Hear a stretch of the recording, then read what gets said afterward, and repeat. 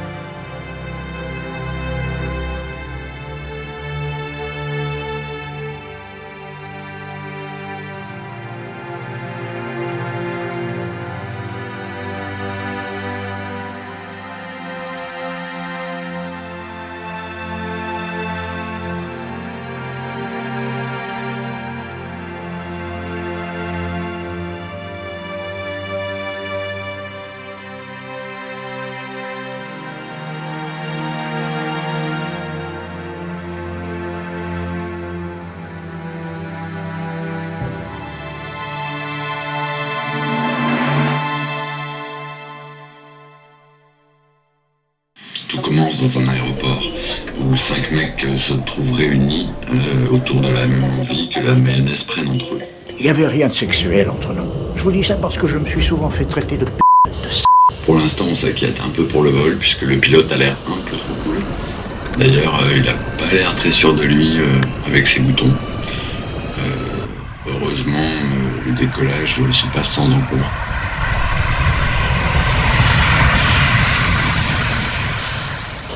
Avec Bastien, on profite du vol pour échanger tactique de course. Attaché. Mais la clim, on crame. C'est vrai que derrière, par contre, on...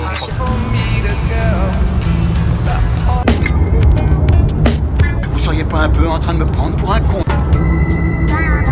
Of the city, of the citizens of West. J'ai dépassé les limites.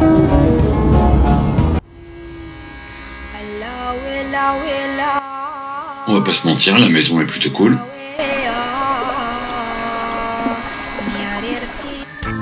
Arrive le moment du 8e bédo. Mec, je sais pas si je vais te suivre. Alors après ça, on était à la plage. Alors au début, il y a des vagues, mais même pas nettes, hein, vous voyez. Vagues. Bon. Effectivement, le soleil se lève, c'est très beau. Bon, allez, on se casse.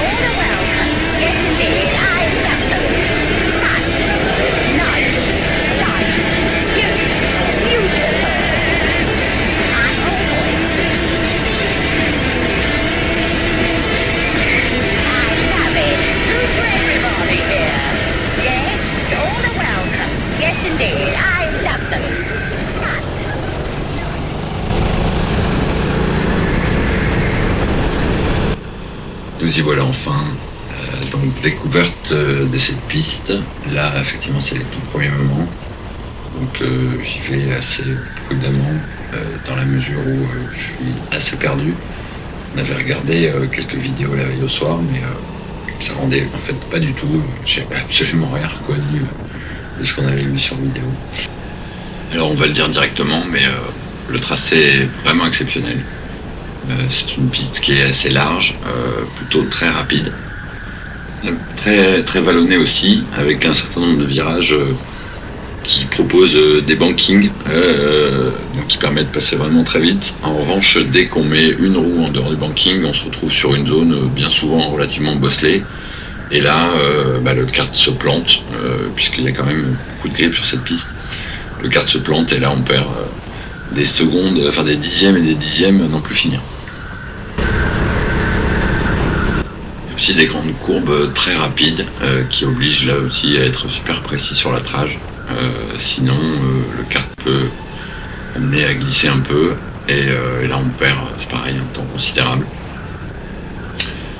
Là voilà, on est sur l'enchaînement en bout de ligne droite, que il va me falloir quand même un certain nombre de tours à dompter. Là on vient de voir que écarté de l'attrage, le kart rebondit terriblement. Je pense que là c'est pareil, je sens un peu de l'attrage, tout de suite on sent que le kart secoue. Alors il secoue à la fois parce que c'est un peu bosselé, et puis à la fois parce que le kart est trop contraint. Là c'est un grand virage très rapide, assez bandant à prendre, faut le dire. Mais voilà, le moindre écart de volant et le kart glisse, et là c'est terminé.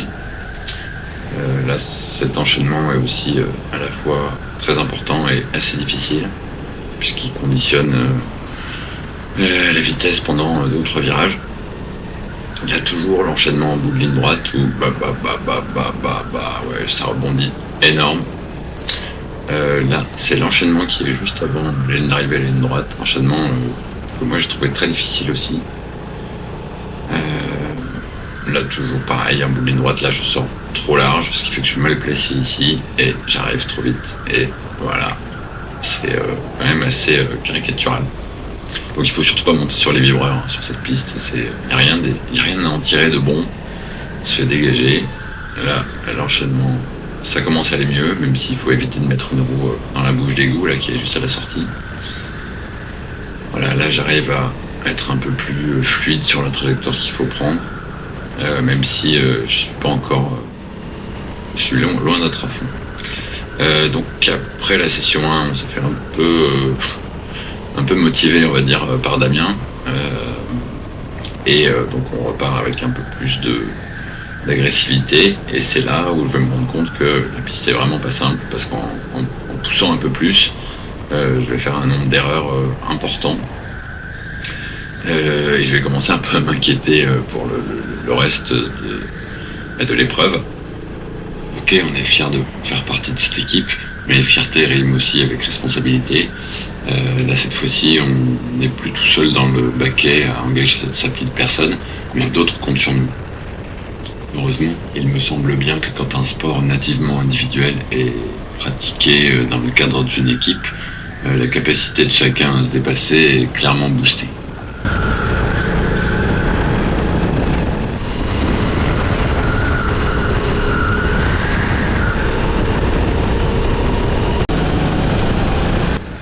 Maintenant c'est la 3e session, on a pas mal échangé tous les 5 pour partager nos impressions et la façon dont on a pris tel ou tel virage. Donc c'est encore l'occasion d'enchaîner quelques tours en essayant de rassembler tous les bouts et si possible de les remettre dans le bon ordre.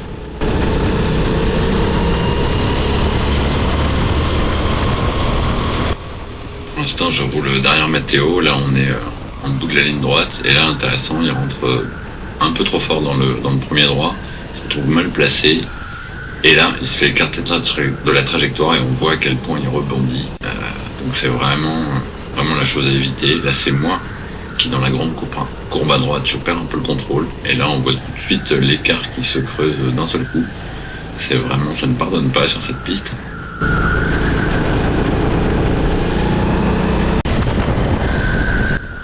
Bon, pour autant, même si je me sens très loin d'être optimal, puisque je fais encore des erreurs un peu grossières comme celle-ci, au final, je vais réussir à sortir quelques temps à peu près décents. Quand je dis décent, ça veut dire de nature à ne pas trop pénaliser l'équipe. Comme le dit Guillaume dans sa propre vidéo, effectivement, notre équipe n'est pas homogène. Ça veut dire, c'est dans le texte, qu'il y a des niveaux quand même un peu disparates. Alors on sait que ça va clairement limiter ne serait-ce que nos ambitions pour performer dans cette épreuve où il y a quand même des mecs extrêmement affûtés dans tous les sens. Mais raison de plus, justement, cette fois-ci on n'est plus totalement seul dans son baquet, puisqu'il faut penser aux autres, c'est-à-dire à l'équipe et à tous les gus qui la composent. Damien sera à la fois pilote évidemment, mais aussi notre team manager. Et c'est une vraie chance puisqu'il nous a accompagnés avec son encadrement, son expérience, ses conseils et son logiciel magique. Quoi qu'il en soit, on se devait d'être vraiment irréprochable et de tout donner en retour à ce que lui a su donner à toute l'équipe.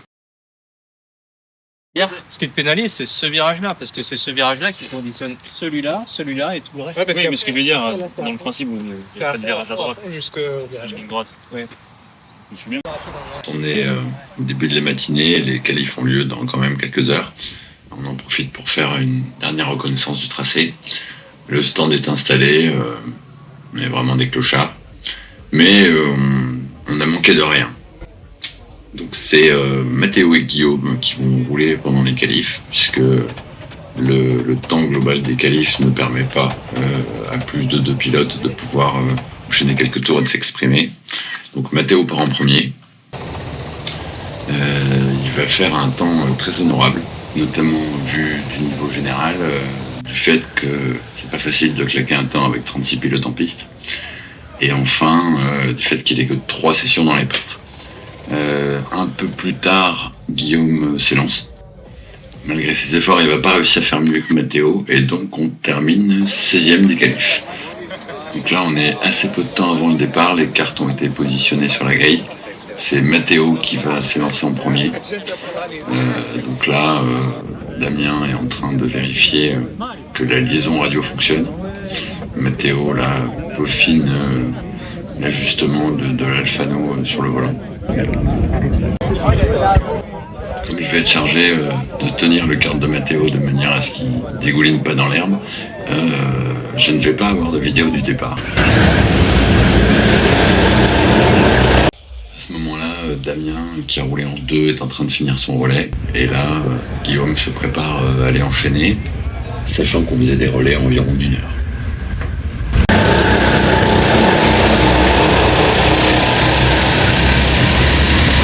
À son tour, Bastien s'élance.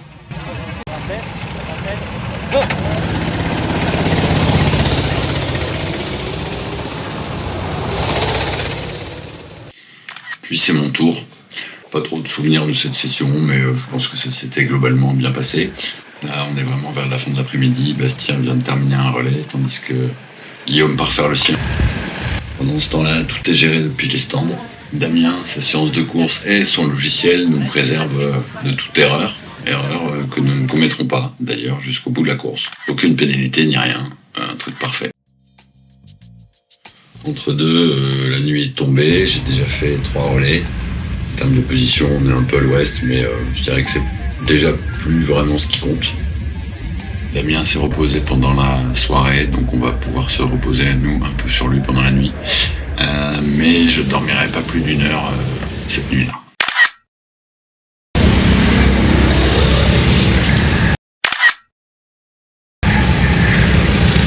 Et là, j'ai la chance de pouvoir goûter au plaisir de rouler au petit matin, après avoir roulé la nuit. C'est une sensation vraiment assez incroyable.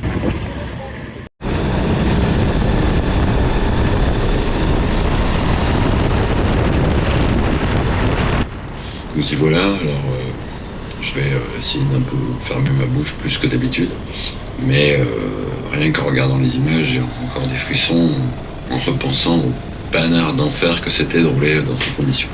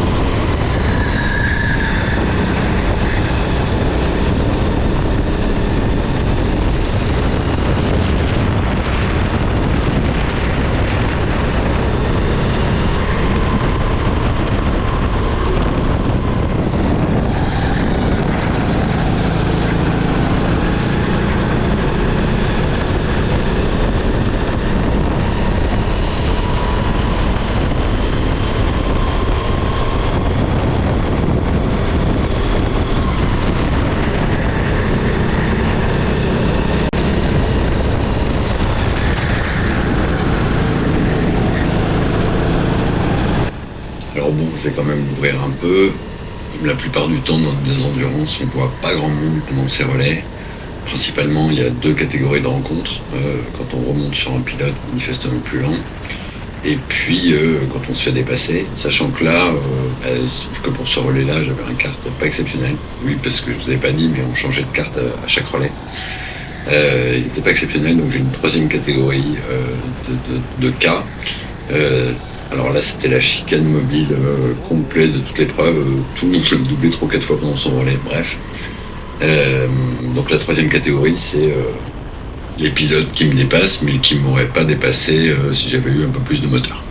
Donc ceux-là, je vais les suivre, les coller un peu plus longtemps.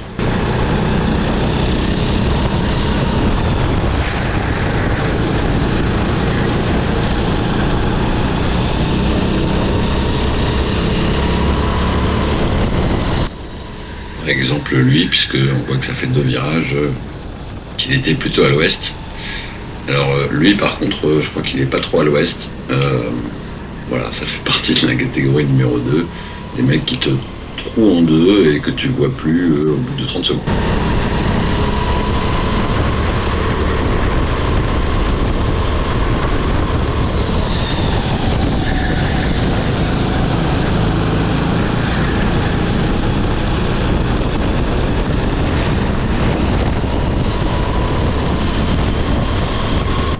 Voilà, donc même si j'ai pris le virage avant la ligne droite de façon correcte, on voit bien que ça s'envole devant. Et puis ensuite j'arrive à un peu recoller dans les parties un peu plus sinueuses, sachant que le sinueux ici est c'est quand même des portions toujours très rapides.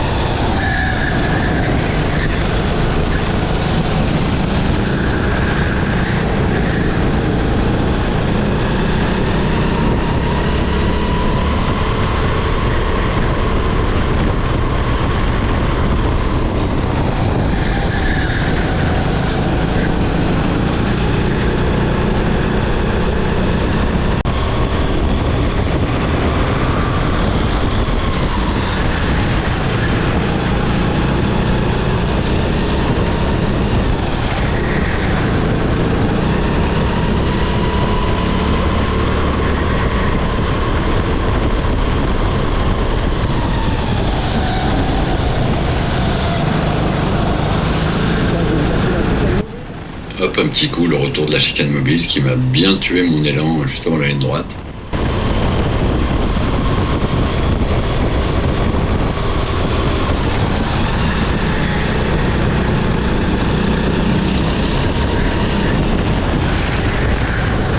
Voilà, donc me faisant trouver dans ce virage-là, on est bien face à un pilote de catégorie 3, donc ceux qui trouvent. Et puis là, je remonte sur un pilote de catégorie 1 qui va gentiment me laisser passer.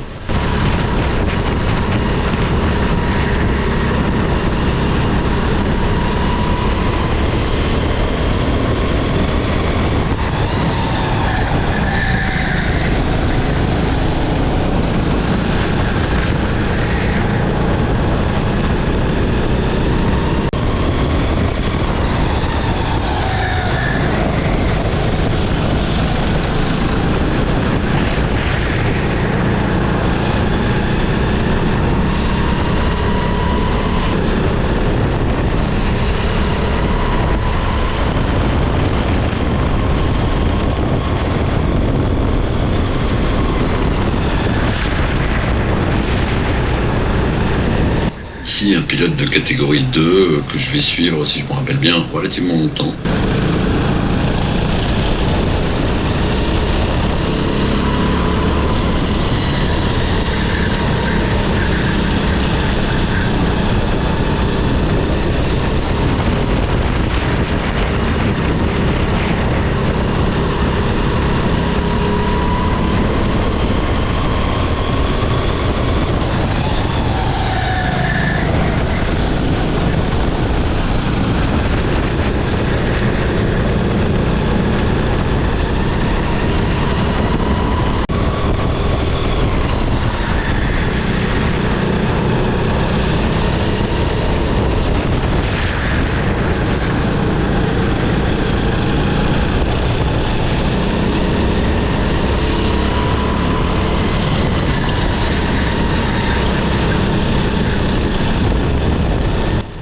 retrouve un peu trop à l'intérieur et voilà, je fais une toute petite erreur, je vais glisser un tout petit peu, on me voit légèrement contrebraqué et là ça pardonne pas.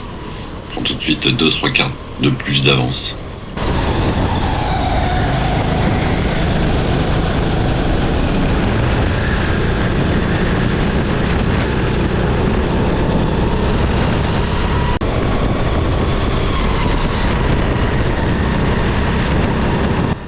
Là, je vais faire une erreur en montant sur ce vibreur et qui va me coûter pas mal de temps puisque, comme on le voit, l'Alphano commence à se faire la malle. Bon, il se trouve que c'est la première fois que j'utilisais un Alphano. D'ailleurs, c'est assez pratique. Par contre, à ce moment-là, je flippe beaucoup qu'il se fasse définitivement la malle et que je me retrouve à expliquer à Damien que l'Alphano de l'assaut est sur la piste. Donc, je vais passer un certain nombre de tours à essayer de le remettre en place et ça va me coûter un peu de temps.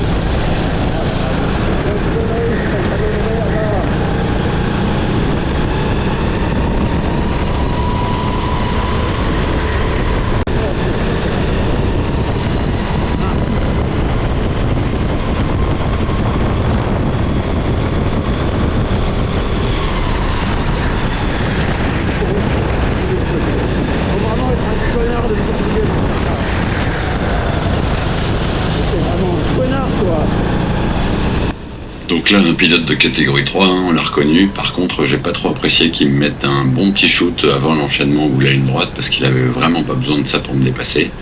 Et je lui ai témoigné mon insatisfaction.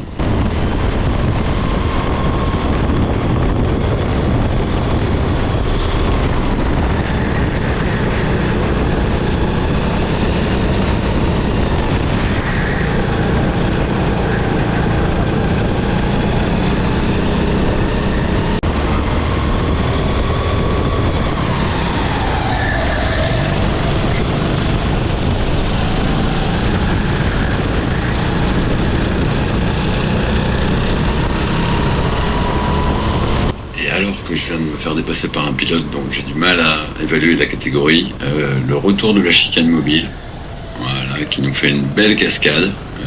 Je suis assez content de l'avoir évité. Évidemment, le pilote devant en tire un peu la gueule. Là, on va entendre que j'ai une petite conversation radio avec le team manager.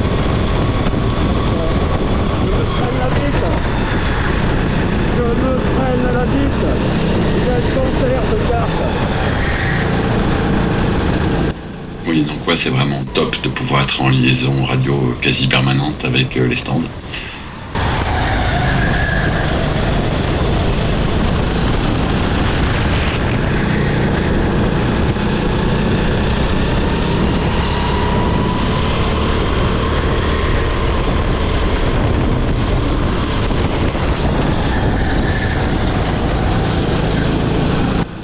Oui, au bout d'un moment, l'Alphano, j'ai lâché l'affaire parce que j'ai fini par capter qu'il tomberait pas.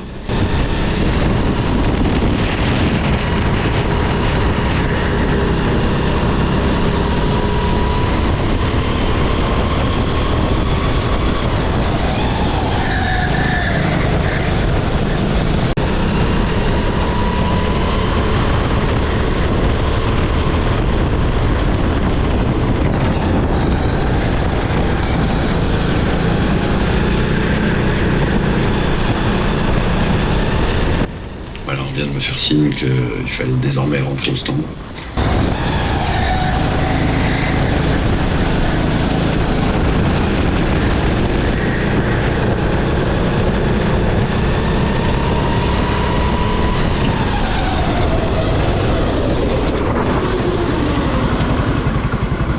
Droite, gauche. Oh putain. Bordel. Ah, putain de merde. Oh.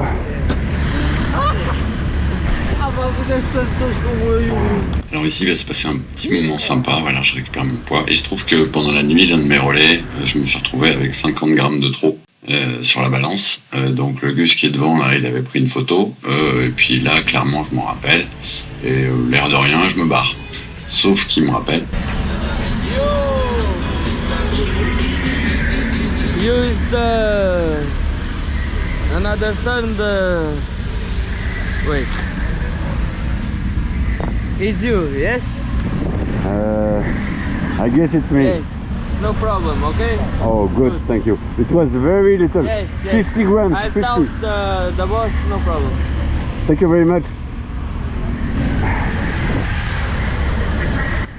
Donc là, on s'est un peu baragouiné que finalement son boss lui avait dit que c'était bon, on s'en foutait des 50 grammes.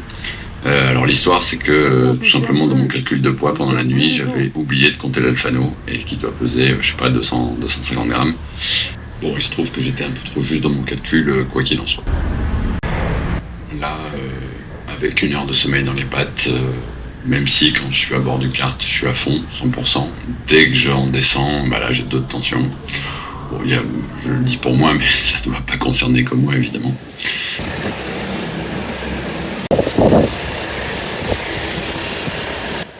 La matinée avance gentiment. Là, c'est Damien qui roule, je crois. En termes de classement, c'est toujours à peu près la même chose. On se balade aux alentours de la 20e place. Mais, comme je l'ai dit tout à l'heure, ça fait un petit moment déjà que c'est plus le sujet. Dans les stands, évidemment, les différents langages corporels traduisent une certaine fatigue. Et Bastien, là, je crois, va partir pour son dernier relais. On a vu dans sa posture et dans son regard la tension qui monte au début de chaque stint. C'est normal. Maintenant, on est vers la fin de la course. J'ai tombé la combinaison, j'ai repris une tenue civile et je suis dans un état assez comateux, comme nous tous. Voilà, la course va se terminer, le chrono va s'arrêter. On est complètement vidé, mais aussi rempli de tous les moments partagés ensemble qui ont laissé des traces qui ne s'effaceront plus.